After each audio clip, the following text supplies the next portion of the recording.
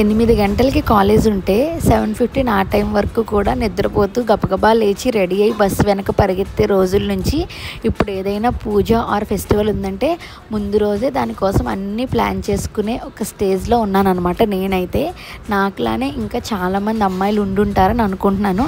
ఈ beautiful transition ప్రతి అమ్మాయి లైఫ్లో జరుగుతుంది అన్నమాట. సో నేను కూడా మీ అందరిలానే ముందు రోజే వాకిలి అది నీట్గా కడిగేసుకొని మంచిగా ముగ్గు పెట్టేసుకున్నాను. శుక్రవారం పూజ చేసుకోవటం కోసం అని చెప్పేసి ఇంకా ముందు రోజే డిషెస్ అన్నీ క్లీన్ చేసుకొని ఇంకా మార్నింగే లేచి ఇలా గడపలకి పసుపు అది రాసి ముగ్గులు పెట్టుకున్నాను అనమాట. ఒకప్పుడు అమ్మ చెప్పే ఈ పనులే మనకి చాలా బోరింగ్గా ఇంట్రెస్ట్ లేకుండా అనిపించేవి. ఇప్పుడు చాలా ఇష్టంతో మనం మార్చుకొని మనల్ని చేస్తున్నాం అనిపించింది. నేను కూడా అలాగే చేశాను అనమాట.